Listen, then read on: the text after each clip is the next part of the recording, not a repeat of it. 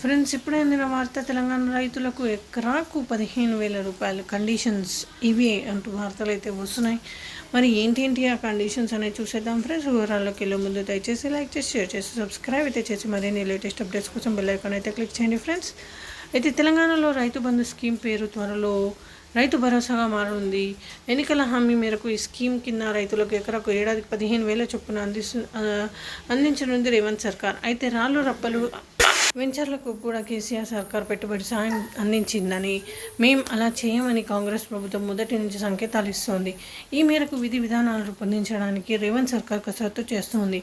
కేవలం సాగు మాత్రమే రైతు భరోసా ఇచ్చే యోచనలో ప్రభుత్వం ఉంది. సాగు చేయని వ్యవసాయ భూములకు రైతు భరోసా నిలిపివేసే అవకాశం ఉందని సమాచారం. ఇందుకు సంబంధించిన పూర్తి విధి విధానాలను, రూపకల్పనలను రైతుల నుంచి అభిప్రాయం సేకరణ చేయనున్నట్లు సమాచారం.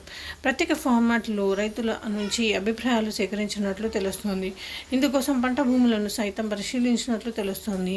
అధికారులు క్షేత్రస్థాయిలో సర్వే నిర్వహిస్తున్నట్లు సమాచారం. అనంతరం వారు ప్రభుత్వానికి నివేదిక అందించినట్లు తెలుస్తోంది. గతేడాది ప్రస్తుతం సాగు చేయని భూముల వివరాలను అధికారులు సేకరిస్తున్నారు.